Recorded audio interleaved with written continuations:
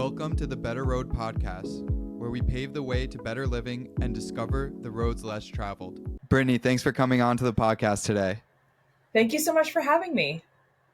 For everybody listening, this episode is for people with IBD. So if you have IBD, I highly suggest that you stick around because the information in this episode can change your life and reframe your thoughts on some common misconceptions about the disease. If you don't have IBD, I still suggest you stick around because you'll learn how to live a healthier lifestyle. And 1 in 100 people have this disease, so your awareness can help them.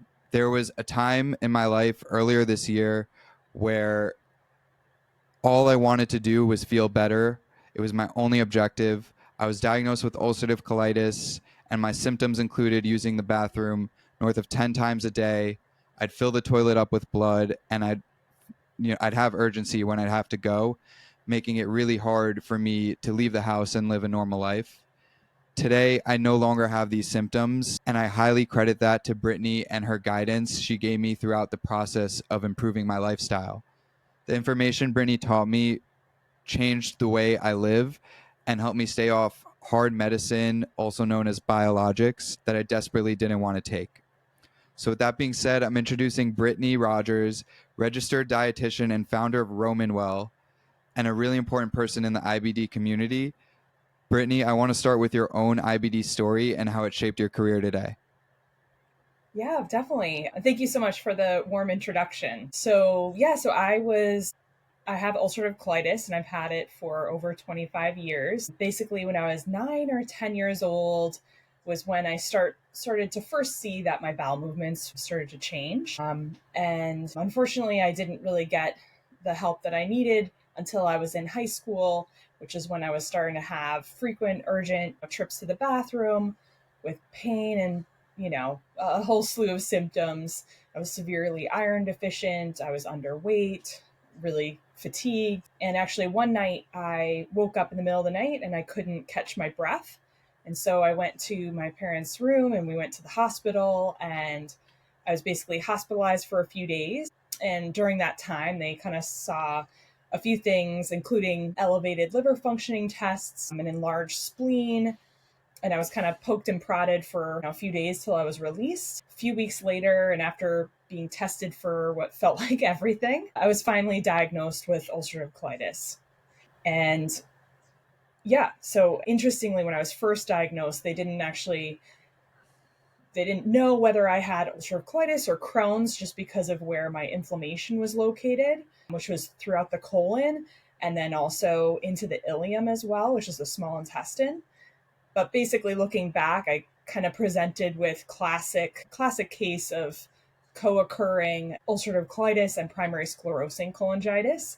But unfortunately, I wasn't diagnosed with PSC until about just 10 years ago. So that's kind of my story. So, got it. So you were experiencing symptoms when you were 9, but weren't diagnosed until high school? Yeah, that's right.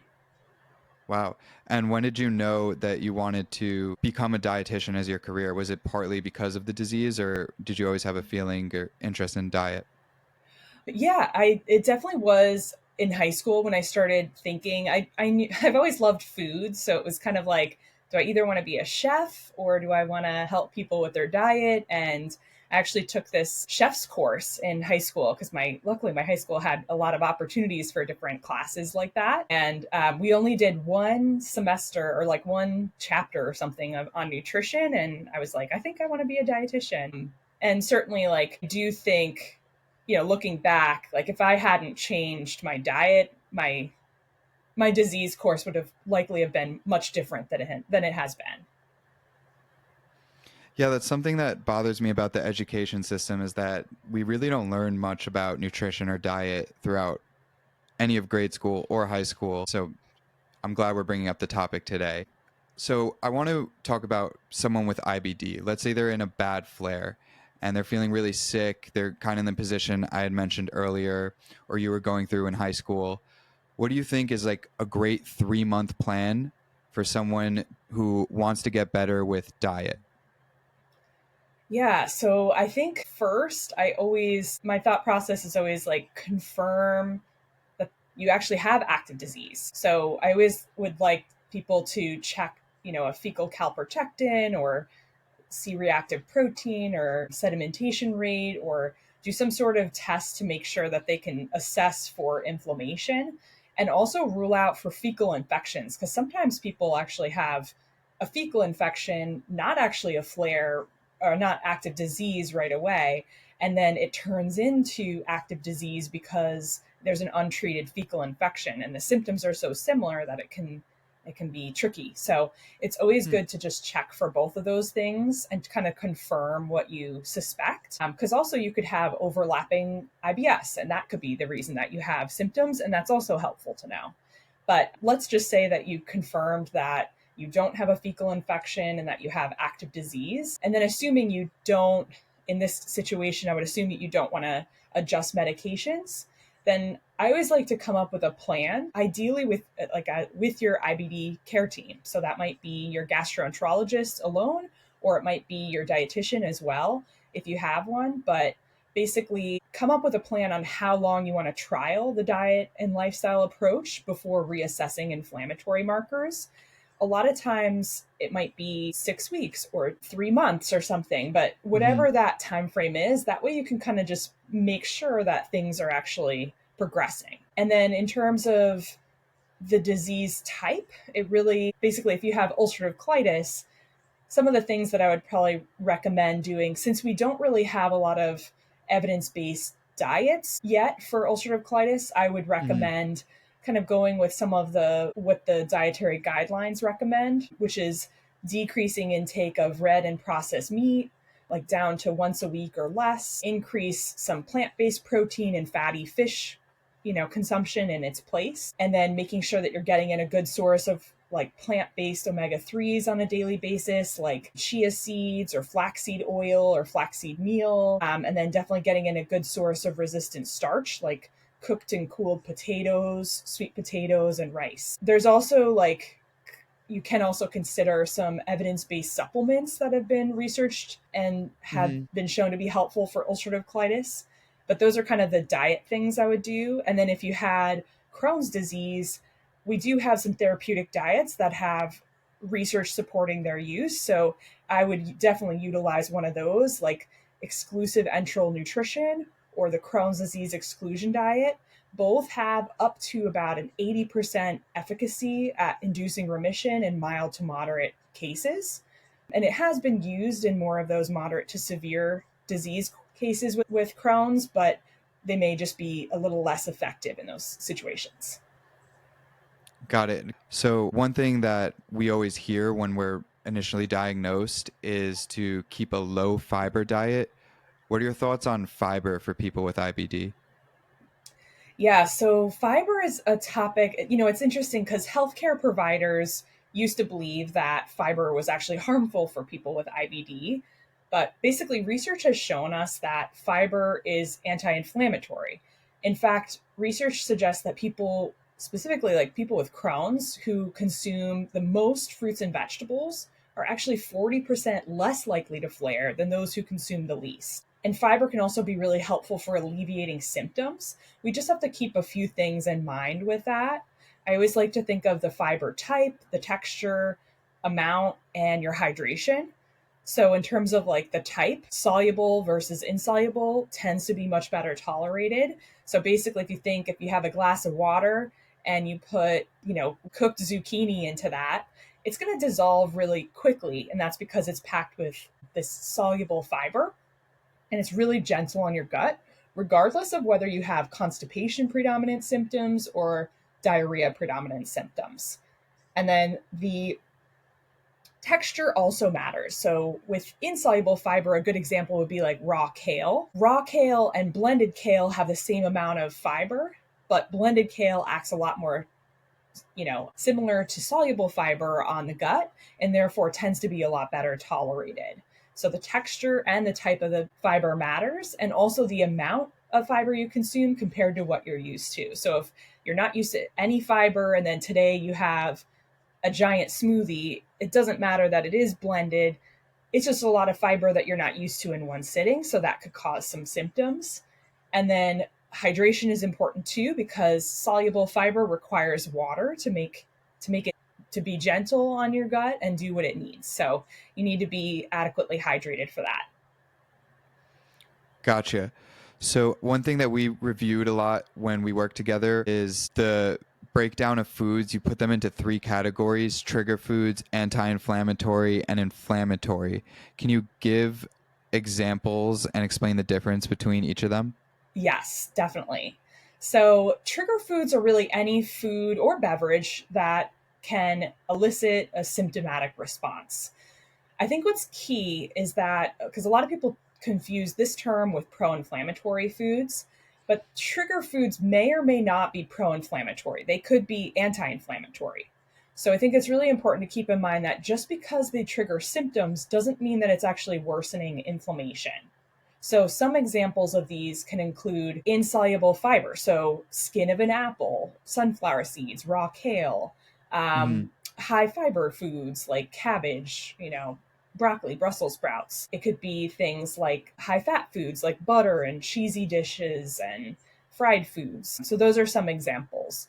In terms of pro inflammatory foods, this is a definition that I have really basically put together based on the research, the type of research we have on diet for IBD. So I kind of define pro inflammatory foods being foods that research has found when you frequently consume over time, they increase the risk for active disease. Now, keep in mind that these may or may not also be trigger foods. So, just because something doesn't trigger symptoms doesn't mean that we'd want you to consume it every day, because if it's a pro inflammatory food, then that can increase your risk. Now, I think the other thing with pro inflammatory foods that I want to add in here too is that the research we have on this basically typically compares people who consume it the most, which is usually daily or multiple times a day, to people who consume it once a week or less in general. For the keeping that in mind, it doesn't mean that you can't have these pro-inflammatory foods. We just want to decrease the frequency of which you have them so that you're in that lower consumption category. So examples of these would be things like sugar sweetened beverages like frappuccinos and sodas, red meat like beef, lamb, pork, processed meat like bacon, lunch meat, hot dogs, sausages, coconut oil and palm oil and dairy fat and certain additives.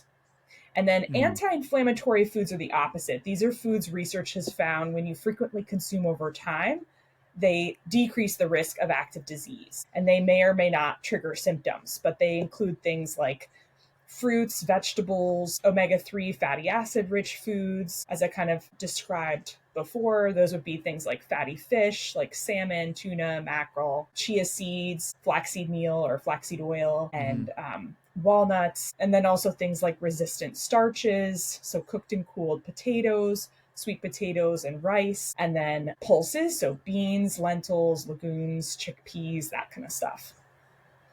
Gotcha. I just want to clarify. You mentioned butter is something that is a trigger food, but is also anti-inflammatory, if I remember Oh, correctly. no, I Or said that as a pro-inflammatory food. okay, okay, got you. So that's an example of something that's both a trigger food and pro-inflammatory. Yes. And then like the skins of an apple would be an example of something that's a trigger food because the insoluble fiber might be hard to digest, but it's not necessarily inflammatory. It's actually anti-inflammatory. Correct. Yep. Got it. Got it. Yeah. So I think it's important to know those concepts because at least if you're living with IBD, the trigger foods could cause you discomfort, even though they might seem like something that's healthy, like kale or the skins of an apple. And in some cases, like zucchini, I'm pretty sure the skin itself is insoluble fiber, right? But the inside is soluble. Is that correct? Yeah, it's pretty low in insoluble fiber because even Okay. like if you think about cooked zucchini, it's like it's Yeah, it's soft. extremely Yeah. soft. Yeah. Yeah. Yeah. I take this extra step anyway and peel my zucchinis, but Just to be careful. Yeah. yeah, I guess you'll be fine if you eat the skins. I want to talk about dairy and get a little more specific about that because that's another thing that we're told from our doctors to Mhm. stay away from. But then at the same time, we're told that probiotics can be helpful, and most probiotics that people eat are from yogurt or kefir. What are your thoughts on like yogurt and other types of dairy? Is this something that you should include in your diet? Maybe like sparingly? What do you think? Yeah, so I always like to, when we're asking, yeah, because it's a common question about like, is dairy okay to eat? And I think I always like to break that down into two categories. Like, is it a trigger food and or is it pro inflammatory?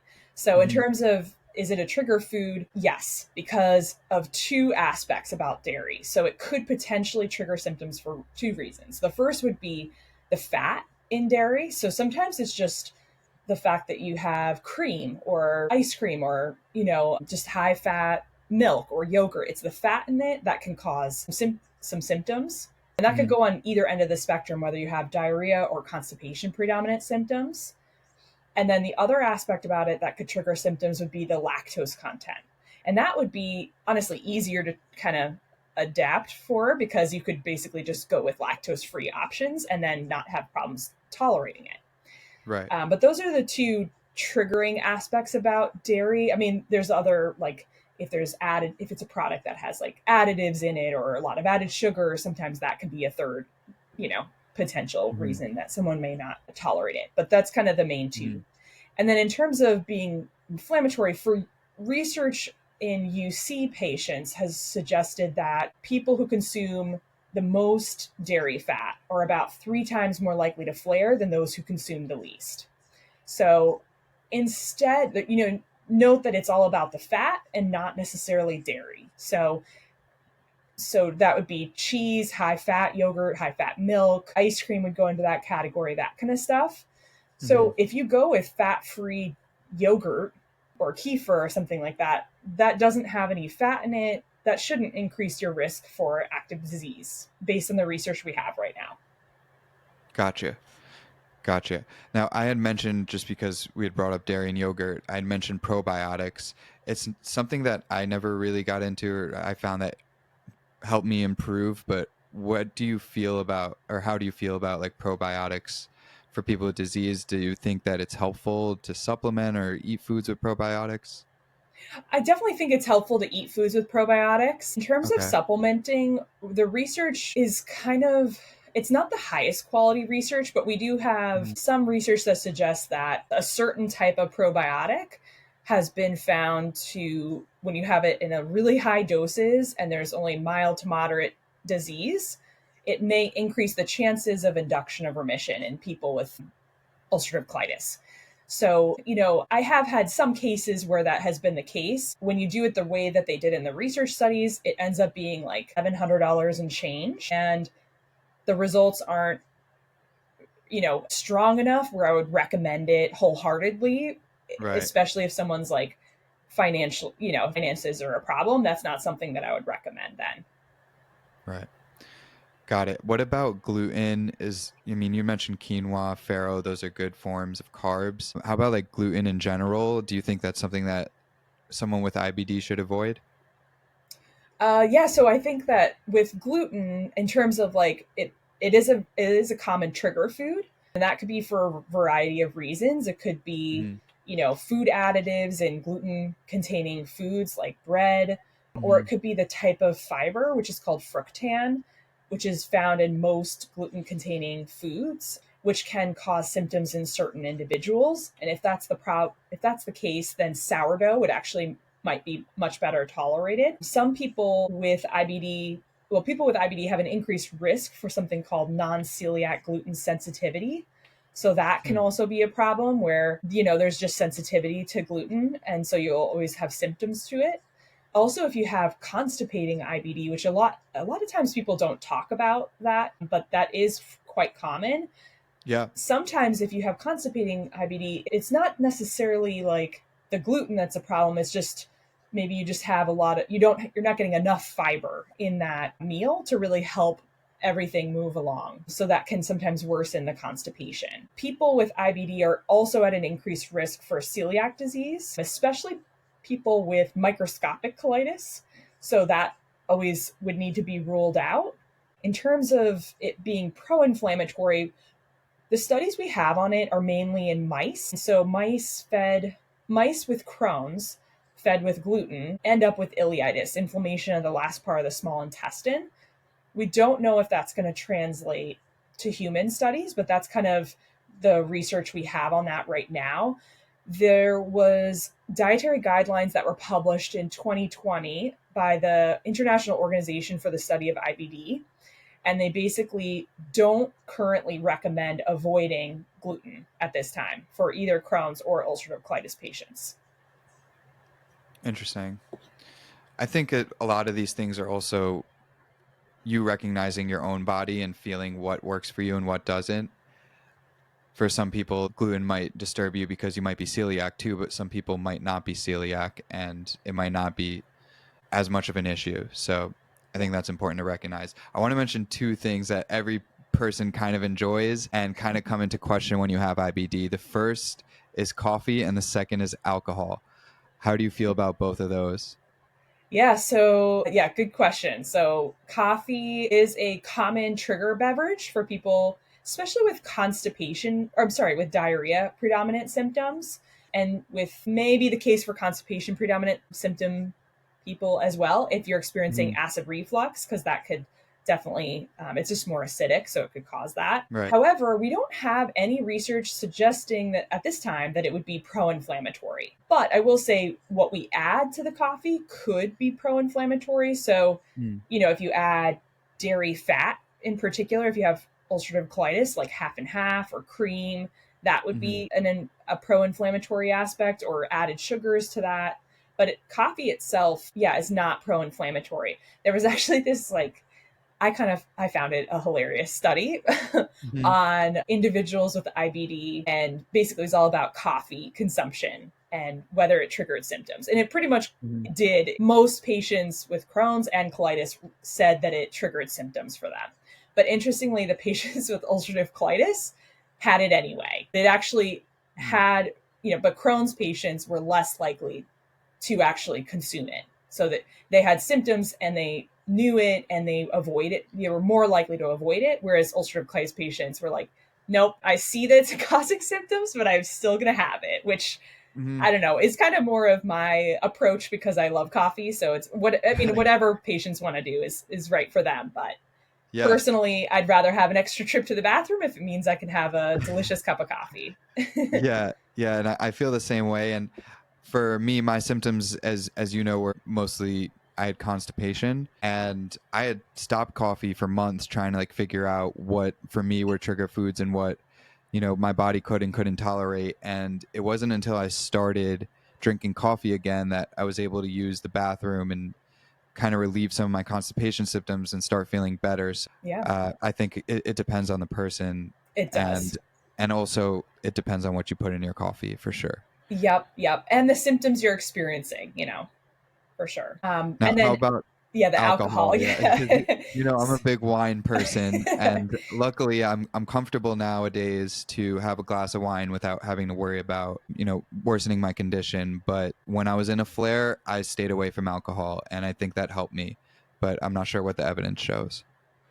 Yeah, so alcohol is definitely it's probably the most common trigger beverage out there. Yeah. It's basically listed on every patient reported survey for trigger beverages. So it is a very common trigger beverage. But in terms of is it pro inflammatory, I will say that International Organization for Study of IBD, their guidelines say that there's no need, or they don't recommend adjusting low level alcohol consumption at this time.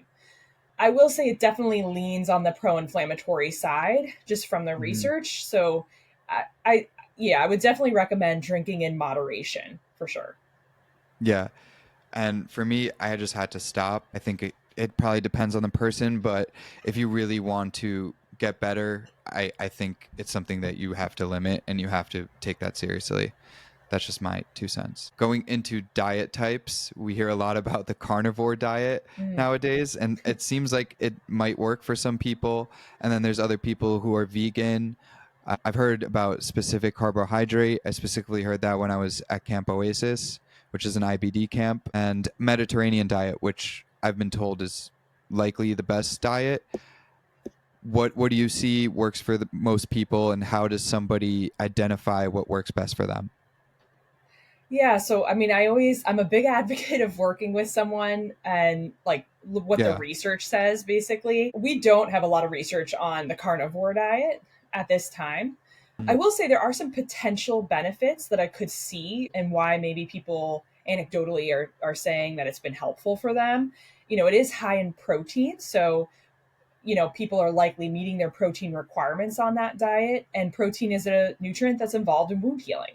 So that's really important when you have active disease. Also, if Mhm. you have diarrhea predominant symptoms, minimizing fibrous foods is honestly often constipating. So I could see how that could decrease the number of trips to the bathroom for that reason.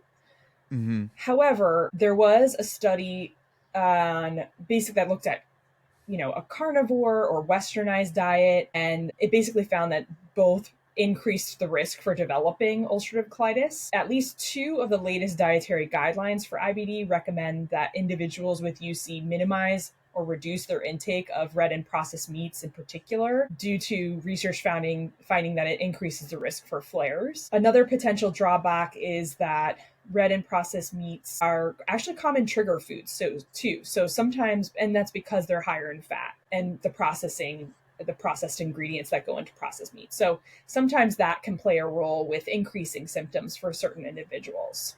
Another drawback is that red and processed meats have been associated with an increased risk for colon cancer, which people with UC and Crohn's are at increased risk for. So Right. at this time, the dietary guidelines do not recommend this diet for those reasons, but I could see how some patients may have some symptom benefits from being on the diet. And just because this is the research we have right now, doesn't mean that we're not going to learn in the future that for some patients, maybe it is helpful, in terms of Right. their Right. inflammation. So, but this is kind of the information that we have at this time. So, yeah.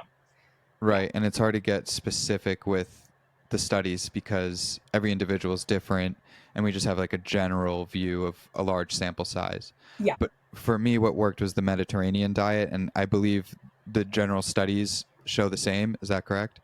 That's right. Yeah. The Mediterranean diet, basically one of my favorite studies, because my old gastroenterologist was one of the lead investigators on it. I think I shared this study with you before.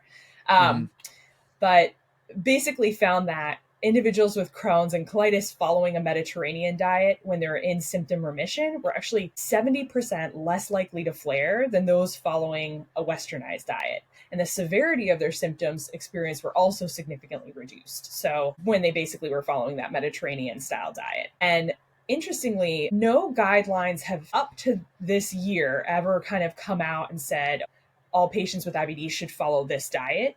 But I think it was January this year, the American Gastroenterology Association published, I think they're technically not guidelines, but diet consensus statements. And they actually came out and said that they recommend all patients with IBD choose a Mediterranean style diet. And they had a little caveat for individuals with stricturing Crohn's, which, can sometimes cause some narrowing of the intestines and cause some issues. But basically, they recommended for those patients to just be very careful about like adjusting the texture of the fibrous containing foods. But basically, they still recommend a Mediterranean style diet. Yeah, I think the general consensus is that's what works for most people. Yeah. But then again, I think you got to kind of figure out what works out for yourself. Talking about the Western diet, unfortunately, a big part of Western food is processed foods. So I want to speak about what is the difference between whole foods and processed foods. Yeah, so basically, whole foods are minimally processed or unprocessed, Hmm. while processed foods are just kind of altered from their natural state. Hmm. Usually, they contain food additives, added fats, sugar, oils, and whole foods are typically considered, or they are healthier than processed Hmm. foods because they have a lot more nutrients. Right, right. So just think like coming from the earth, pretty much, Yep. versus added ingredients being like chemicals or whatever. That's the big difference.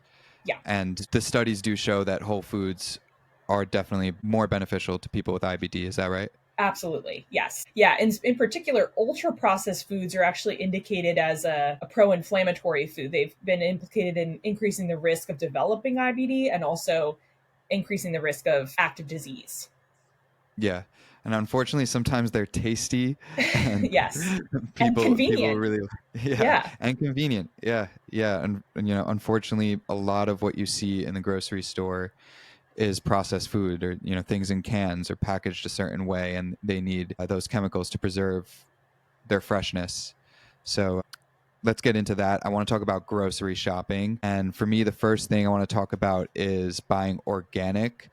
What exactly does that mean? And is it really important, or is it something that it depends on the scenario? Yeah. So I think it basically the U.S. Department of Agriculture, or USDA, certifies organic products to meet certain guidelines. So when a product is labeled USDA organic, it usually means that, or it does mean that they're meeting that at least 95% of its ingredients were organically produced.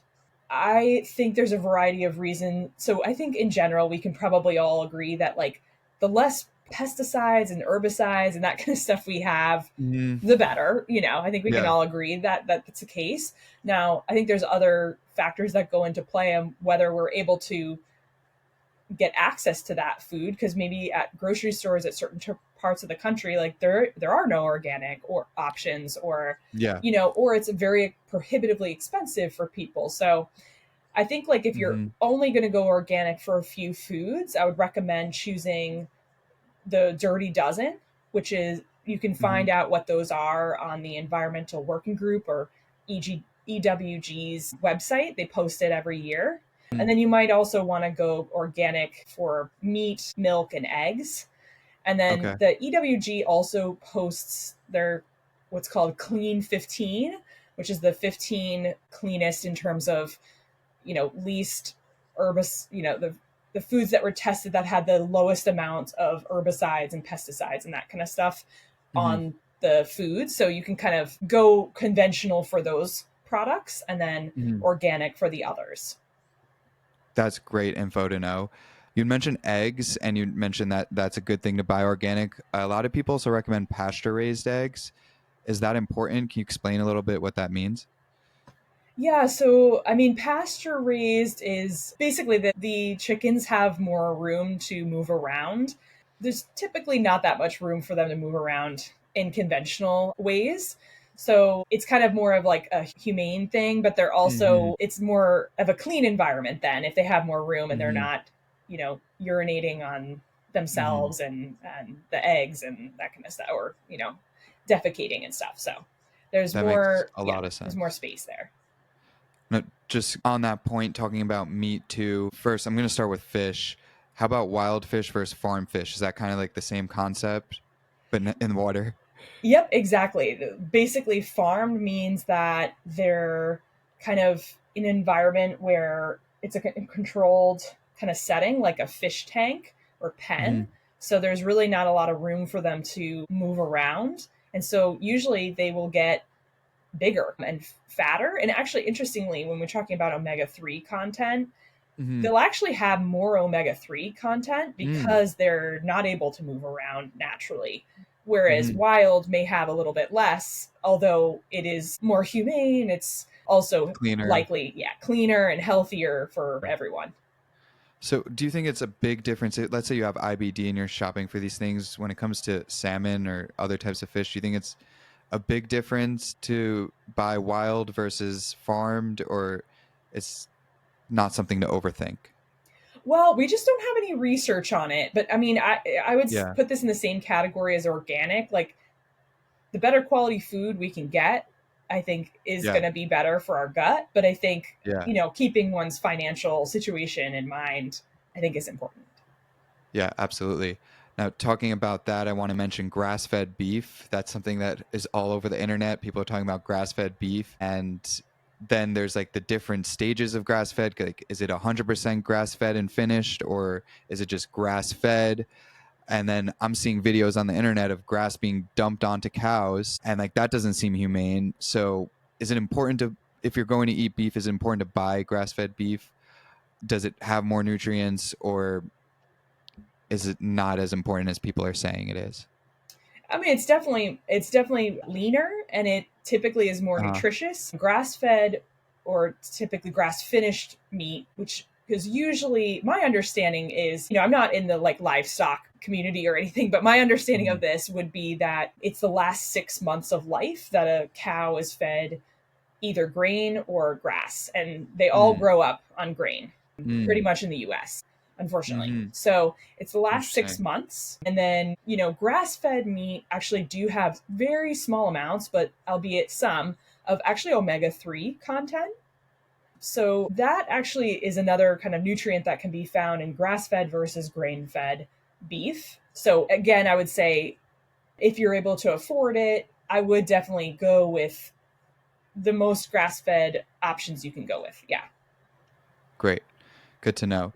Now, you mentioned some things that are clean and we could find online that people can look for in grocery stores. What are some things in grocery stores that people should absolutely avoid, especially when it comes to IBD? Because I remember when I first started working with you, I remember like reading the ingredients to you of some supplement I was told to take by a different dietitian. You're like, definitely that's inflammatory.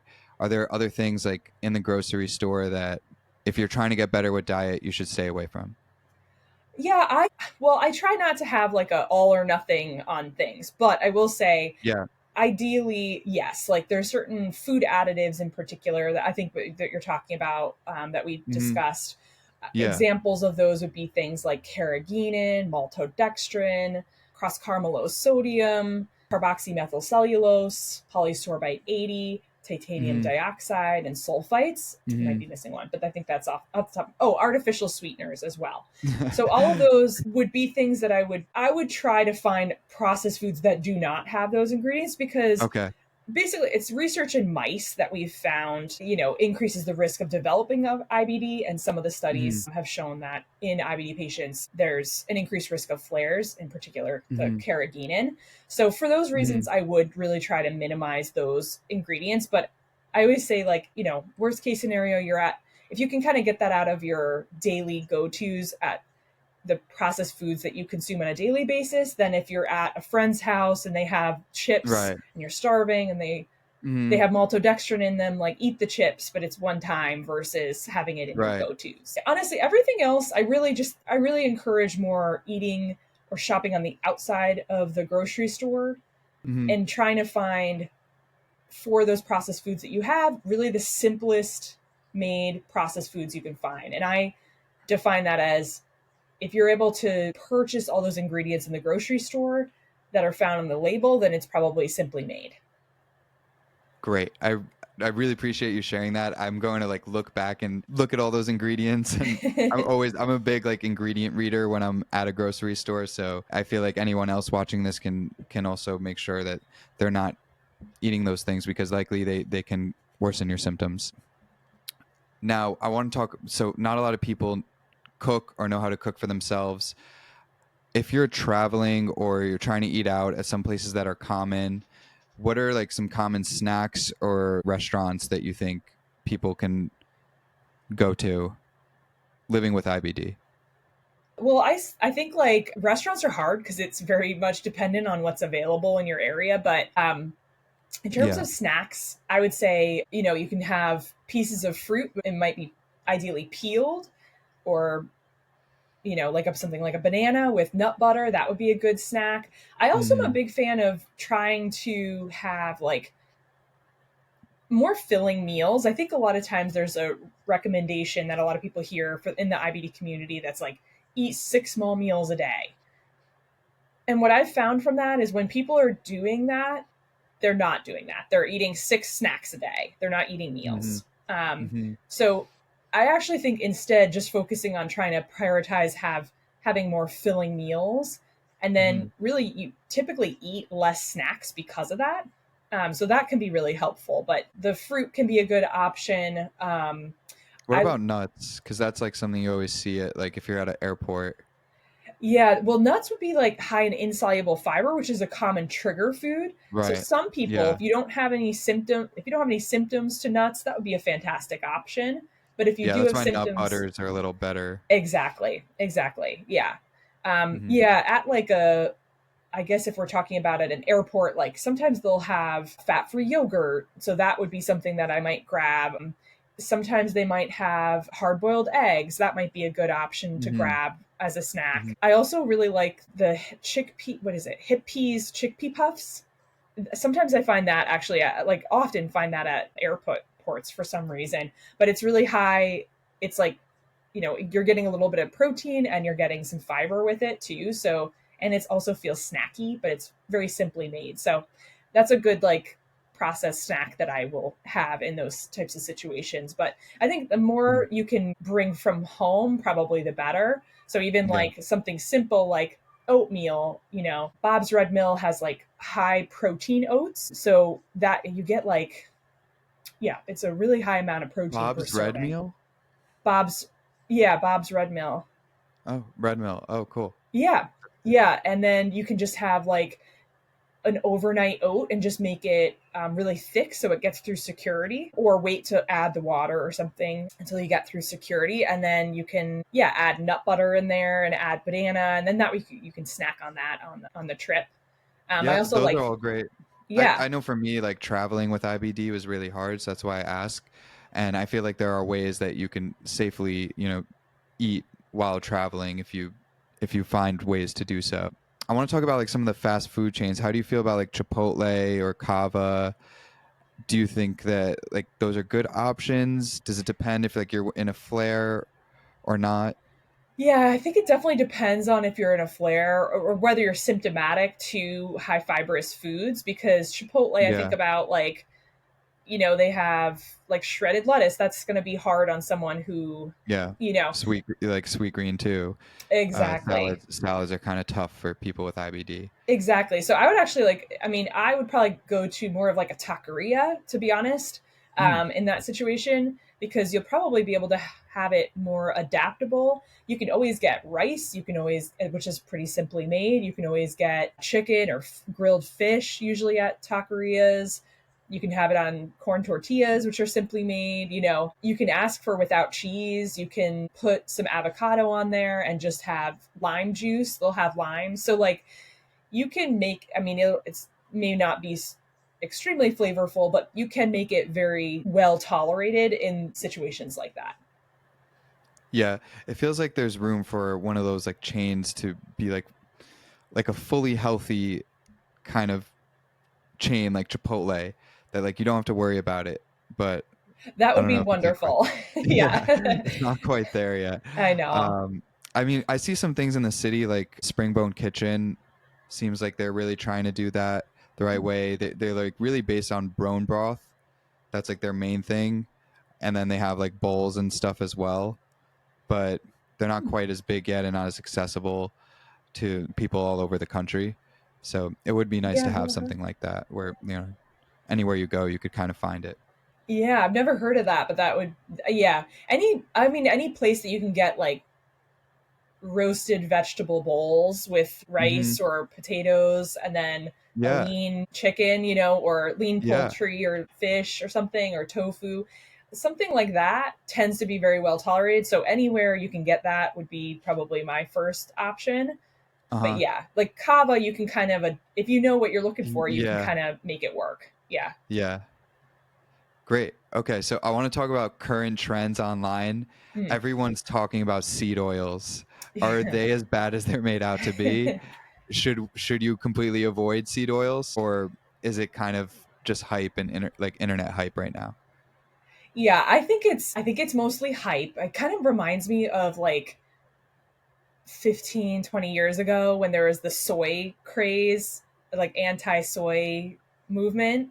It's very like Okay. fear driven. So Uh-huh. I will say omega 6s, which are found in vegetable oils, Hmm. seeds, nuts, so seed oils as well contain these, Hmm. are actually healthy to consume in small amounts and are actually good for heart health.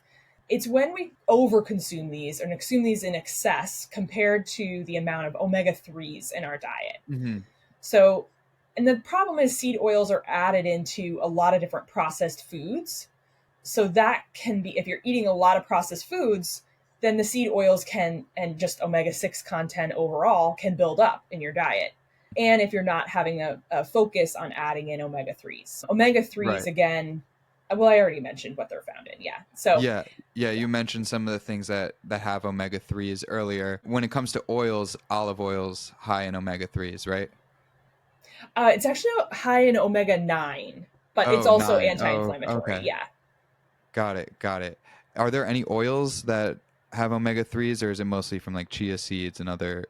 I Uh, use flax seeds too to get some of them. yeah, flaxseed oil is the one that has probably the most omega 3 in it, Hmm. which is why like sometimes I'll recommend to like try putting it in your smoothie or something. Because the problem with flaxseed oil is that has a really low smoke point, Uh so huh. you can't really cook with it. Uh So huh. that's why Uh I huh. kind of like getting it through these food sources. Right. You'd actually advise walnut oil too. I think those Mm-hmm. have Oh omega yeah. threes, and I was using those for my pancakes when I was in a flare. I always cook like these sweet potato based pancakes with walnut oil, and it was a good combo. So that's another option.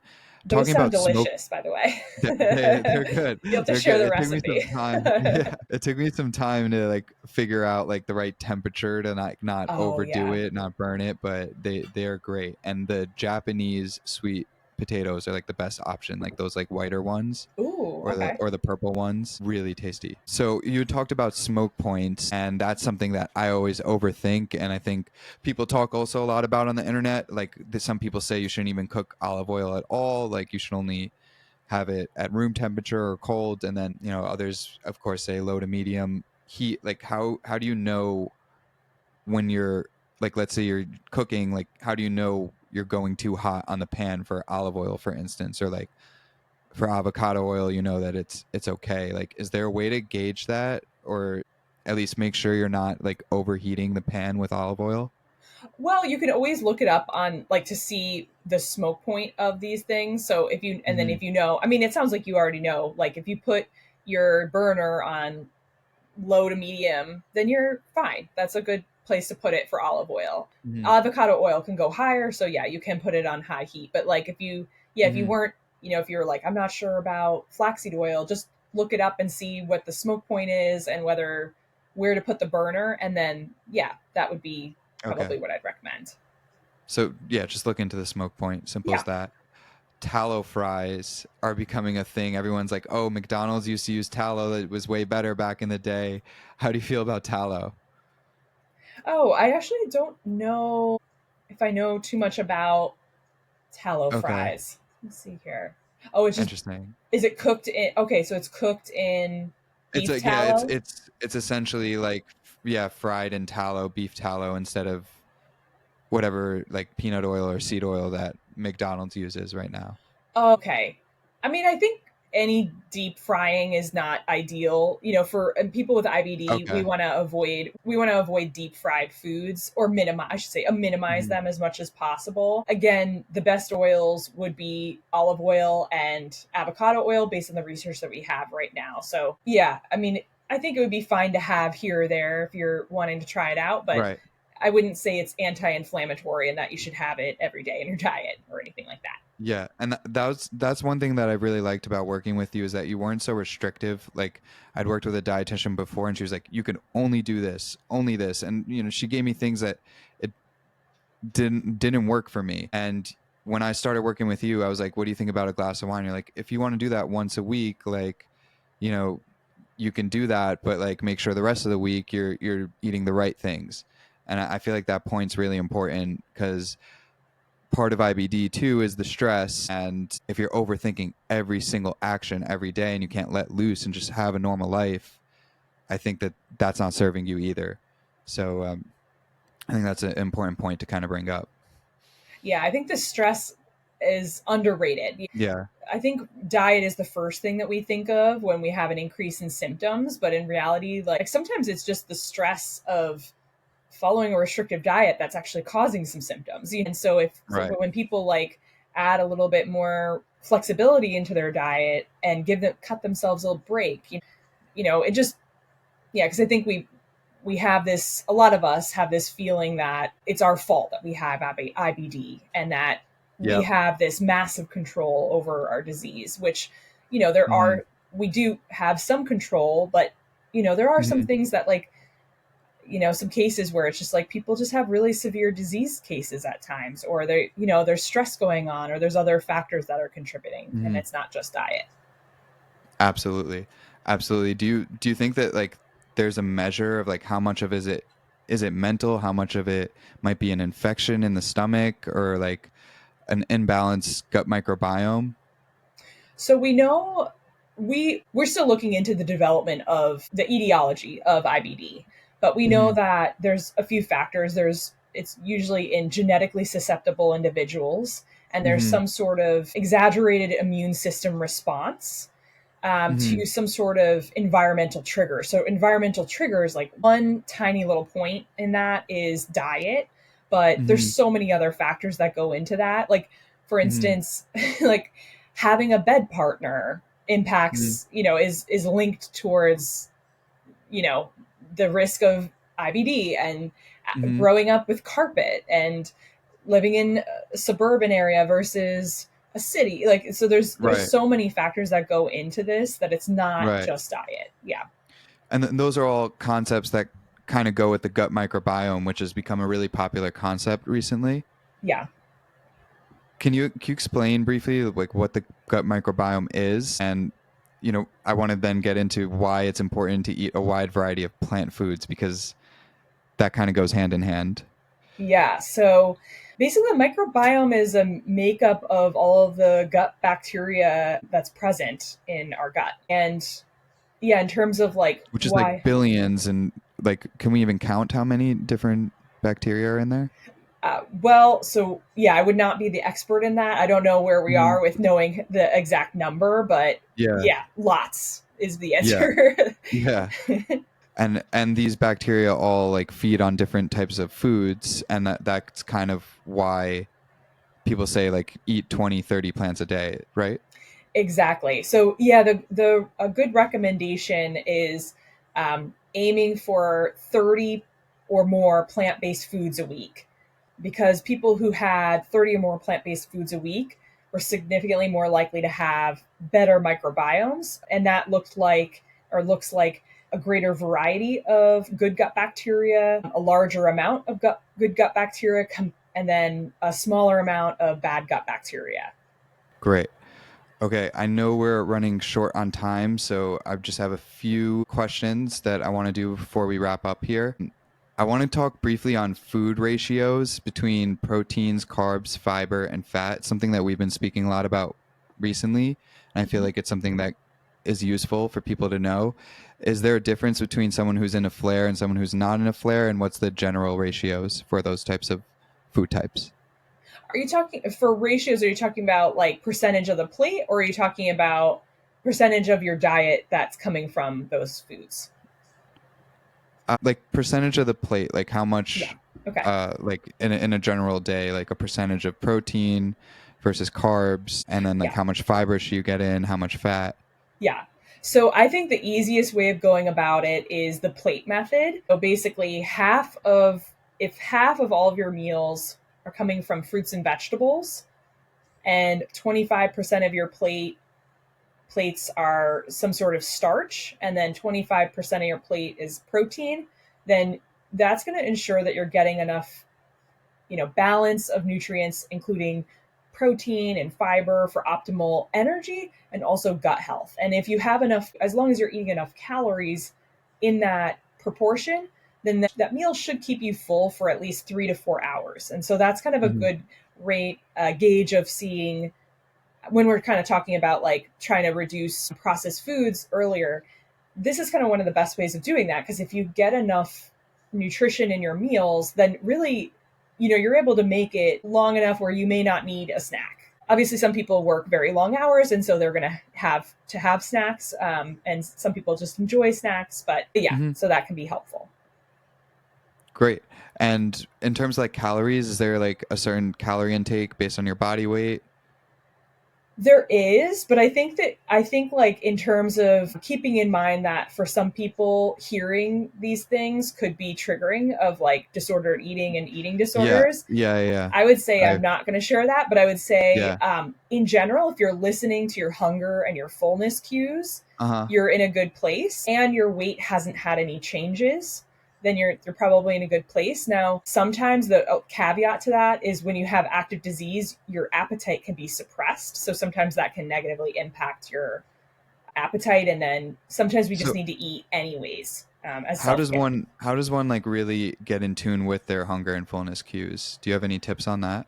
Yeah, I think like avoiding skipping meals. I think like especially if you're used to skipping meals, that's kind of the biggest, I think, first step that I'd recommend is establishing regular meal times and trying to be consistent with them and looking into this like plate method and trying to Hmm.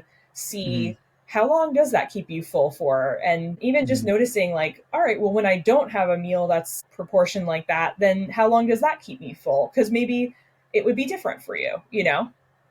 Yeah, those are great tips. And we spoke a lot about satisfaction of your meals too. Mm-hmm. Like how much is a certain type of food satisfying me? Is the satisfaction worth the other, effects of what this food I'm eating might give off? So I think that's an important thing to keep in mind too. Now, we also reviewed some things that were non-diet related, like Mm-hmm. supplements. So can you briefly mention, like, how could someone go about like finding out what supplements might be right for them? Yeah, so I would say that I really recommend only going through a healthcare professional to Yeah. find which supplements should be prescribed for you. Typically, like, I mean, that's based on lab values. Like, I would recommend checking Right. nutrients and see where things are. A lot of people with IBD are at increased risk for nutrient deficiencies. So I Hmm. think it's really helpful to get those checked because a lot of Hmm. times no one checks them, and then you're Hmm. just like deficient in these things for years, fatigued, and you don't know, you kind of blame it on not getting a good sleep, but there's other factors. So I think that can be Yeah. really helpful, and then that way your healthcare professional would be able to tell you the amount, the frequency, the time of supplementation before you start, and then also like proper timing in comparison to other medications. And because I think sometimes people think like, oh, well, if vitamin D is good, then I'll just take more of it. And that's not necessarily the case. Like, you can get toxic levels of this and have toxicity symptoms. Hmm. Hmm. Certain nutrients we can only absorb a certain amount in one sitting, like calcium. You can only absorb about 500 to 600 milligrams in one sitting. So you could take more, but you're not going to be absorbing it anyways. So it's kind of a waste then. So I think Hmm. getting that information from your healthcare professional would be helpful, and then also Yeah. making sure that they're third party tested, so looking for like USP or NSF labels, also looking Hmm. at the ingredients like what we had done on the labels as well, so looking for Hmm. potentially either triggering ingredients or Hmm. Right. pro-inflammatory additives like that Right. maltodextrin and lactose and things like that, sugar alcohols that could trigger symptoms or be pro-inflammatory. Yeah, I'm really glad you said that. And that's one of the things, like when we first started, you would ask me all these like really specific questions to kind of figure out where my new deficiencies might lie. And that's how I felt like I was in good hands. So I agree. I suggest like anyone who is trying to figure out what supplements to take, don't just listen to people on the internet. Listen to your doctor, listen to your dietitian, and see what information they can provide you, because everyone's situation is very specific. And these people, a lot of people on the internet are just trying to sell you something. Yeah. So watch out for that. Yep. And yeah, like we did a nutrition focused physical exam, so a bunch of questions kind of head to toe looking for signs and symptoms of nutrient deficiencies. And a lot of things like kind of surprised that have popped up on that, and I wouldn't have thought, like, had I not done that with a patient, like I may not have thought that they might be deficient in that. So then Hmm. that makes me think of other questions to ask them about their diet. Oh, or do you avoid raw fruits and vegetables if they're having bleeding gums, because then Hmm. they could have a vitamin C deficiency and it could be scurvy that we're looking at. So there's a lot that can pop up on that. Yeah, there's always more information they could find out. So getting tested and working with a medical provider is definitely helpful. So that's supplements. Now, we had also mentioned some non-diet things. I know sleep is super important, at least for me. I always find like I'm feeling a little more inflamed or not feeling right when I don't get enough sleep. Any other like non-dieting methods you suggest people pick up if they're in a flare or looking to just improve the quality of their life? Yeah, I think like stress management activities, like they're called Hmm. mindfulness based therapies, like Hmm. meditation, breath work, yoga, walking meditations, that kind of stuff can be really helpful because stress is a common can commonly precede flares. So, although we don't have tons of research definitively saying that stress causes flares, I think if you talk to a lot of IBD patients, they would say Yeah, it has definitely impacted some of their flares. I think So, so. yeah, so that is Yeah. definitely another thing that I would definitely keep in mind. And then you have IBD, and then you're anxious about that, and it just Of becomes course, this. yeah, cyclical. Yeah, Yeah. exactly. Gut directed hypnotherapy and also pelvic floor Uh-huh. physical therapy may also be helpful Uh-huh. for reducing symptoms and potential in terms of the gut directed hypnotherapy. It may be helpful for lengthening time in remission as well. Great to know. Now, I'm getting to the last few questions here. The one that we spoke about, and I definitely want to hear your thoughts are, why does diet matter? Mm. Yeah, I this one hits home for me because when Hmm. I remember when I first worked with, my first gastroenterologist, I remember one of the first questions I asked was, what can I eat? And basically it was like pushed off, like diet doesn't matter. And Yeah, so, yeah. That's why I switched gastros, because I yeah. couldn't stand all these gastros telling me that diet didn't matter. Yeah. And I mean, I think at this point we have the evidence to suggest that it definitely matters. So if they say that, then they're just not looking at the research on that, which frankly, Hmm. it's not really in their scope to be. Unfortunately, it's not in like the medical guidelines, so they're not looking at Hmm. those guidelines, which is why maybe they're saying that. But anyways, I digress. So diet Hmm. matters for a variety of reasons. I would say it's been implicated in the development of IBD, disease activity, risk for disease related complications. We all know that it can trigger or worsen symptoms. Your nutrition status has also been implicated to potentially impact medication efficacy. And then your nutrition status also impacts or can increase the risk for post op complications or lead to disease exacerbation. Nutrient deficiencies have been implied to increase the risk for surgeries, hospitalizations, loss to biologic therapy, and disease activity. I mean, the list goes on. There's so many reasons why diet matters. Yeah, yeah. That's a great answer. Very thorough. That's awesome. Great. Now, I ask everybody this question. It's the Better Road podcast. What makes your life better? Mm. I would definitely say meditations or walking meditations. It's something that I Hmm. started after my last flare, which was right after planning my wedding, the last 2 months of planning it stressfully. And yeah, it kind of was an aha for me for like how important stress management is. So yeah, so I've been Hmm. doing that, and that has made a massive impact on my Hmm. ability to handle stress without kind of getting my feathers ruffled. And it's funny because I think that a lot of times, I was exercising throughout, growing up and stuff, but that never really changed how I reacted to stress or stressful events. And Hmm. meditation and walking meditations definitely, like, I see a huge impact there. So that would definitely be one of them. And I would also, I am a dietitian, so I have to say Hmm. diet. Hmm. Yeah. I think I kind of mentioned this before, but Uh-huh. I grew up kind of on like I had fried chicken, I had Uh-huh. soda, I had a lot of ice cream, I had a lot of processed food. So like Yeah. I truly believe that if I had never changed my diet, I would have had a much more severe disease course than I've had. Hmm. Um, Yeah. and then I would also say being able to work with people with IBD, Hmm. because it has really just like brought a tremendous amount of purpose to my life. And I feel like I'm going to get choked up here, but like Huh. I truly feel so lucky to be able to help other people with IBD because, I just always think back to when I felt my worst, my first flare, and Hmm. how basically I just did not get the care that I think that people with IBD deserve. And I want to be able to provide that to people. Well, I could just tell you, speaking from my point of view, how much you've helped me, and how much, you're doing the right thing. So, Thank you. yeah. I'm Um, glad. I'm glad. That was a really great answer, and I'm glad you're able to make your life better. When was your last flare? When was your planning your wedding? It was 7 years ago. Yeah. So there you go. That's You're Yeah. doing pretty good. So next question, I want to know, and I think anybody who's watching this who has IBD should follow through with this and try and connect with you. or at least a dietitian who has had the experience of having IBD, because I've worked with other dietitians and it's just not the same. What would be a great way to connect with you? Or maybe can they just visit your website and find someone on your team? What's the best way to do that? Yeah, so we do have a website, romanwell.com. We also have an Instagram account, which it's called We Are Romanwell. So either Okay. one of those would be a good place to reach out. Okay. Awesome.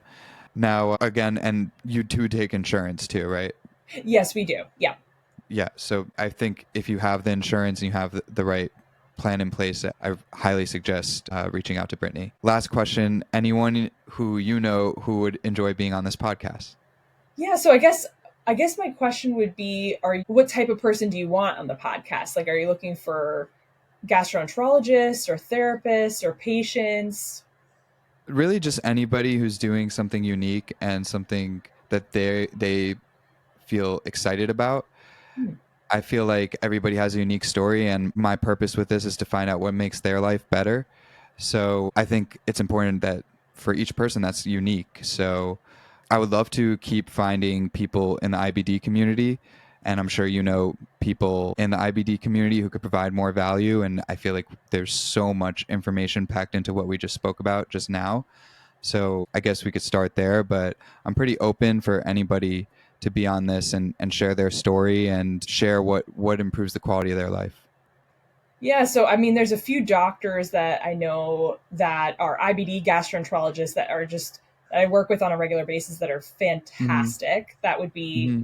I mean, yeah, if you're just looking for something more educational, they would be great. There's also a Yeah. doctor who has actually personal experience with having Crohn's, so he's kind of a unique case Yeah. there, which it might be I'd have to check to see if he's willing to go Yeah, on of it and, course. connect you to, but like that might be a good person because he's a great one. There's also, GI psychologists that I know that could be Mm-hmm. potentially good. And I know that there's someone on his team that focuses on helping people with IBD. So that could be an interesting one to bring on.